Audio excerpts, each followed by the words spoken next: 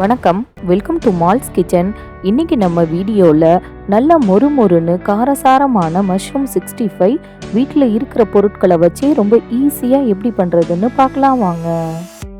நான்வெஜ்ஜை avoid பண்ணுறவங்க கண்டிப்பாக வாரத்துக்கு ஒரு நாள் சமையலில் மஷ்ரூமை சேர்த்துக்கிட்டிங்கன்னாவே போதும், நமக்கு நான்வெஜ்ஜில் இருக்கிற சத்துக்கள் முழுசாக கிடைச்சிரும். பொதுவாக காளானில் பார்த்தீங்கன்னா இந்த மாதிரி மண் அதிகமாக இருக்கும்.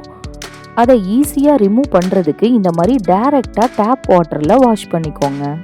அடுத்து நம்ம வாஷ் பண்ணி எடுத்த மஷ்ரூமோட அடிப்பகுதியை கொஞ்சமாக கட் பண்ணி ரிமூவ் பண்ணிட்டு மீதி இருக்க மஷ்ரூமை இந்த மாதிரி சின்ன சின்ன பீசஸாக கட் பண்ணி எடுத்துக்கணும்.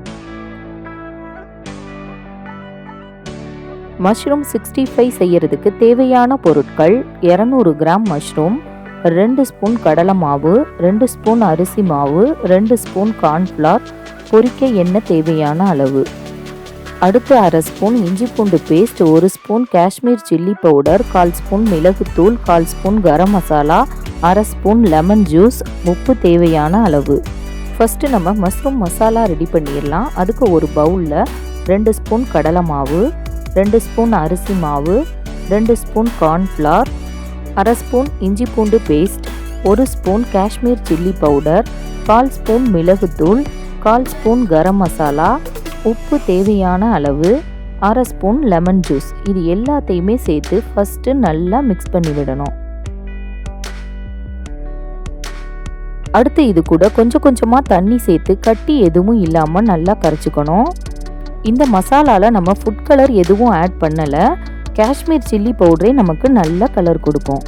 மாவோட பதம் பார்த்திங்கன்னா பச்சி மாவு பதத்தை விட கொஞ்சம் திக்காக இந்த மாதிரி கரைச்சி எடுத்துக்கணும்.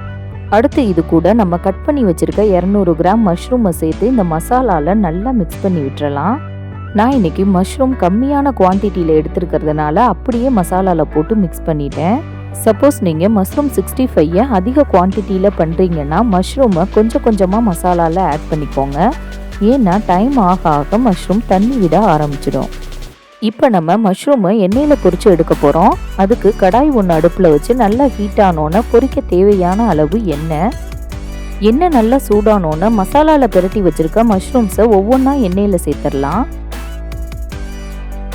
மஷ்ரூம் லைட்டாக குக் ஆனோன்னே ஒன்றோட ஒன்று ஒட்டிக்கிட்டு இருக்க மஷ்ரூம்ஸை கரண்டியால் இந்த மாதிரி லைட்டாக பிரித்து விட்டு 2 சைடும் நல்லா பொன்னிறமாகிற அளவுக்கு வேக விடணும். இப்போ பாருங்கள், மஷ்ரூம் 65 நல்லா கிறிஸ்பியாக ஆயிடுச்சு. இந்த ஸ்டேஜில் இது எல்லாத்தையுமே நம்ம எடுத்துடலாம்.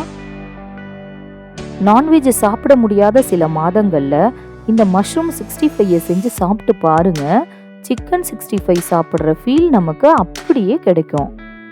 கடைசி பேட்ச் மஷ்ரூம் பொரிக்கிறப்ப ஒரு கொத்து கறிவேப்பிலையை சேர்த்து இந்த எண்ணெயில் நல்லா பொரிய விடணும்.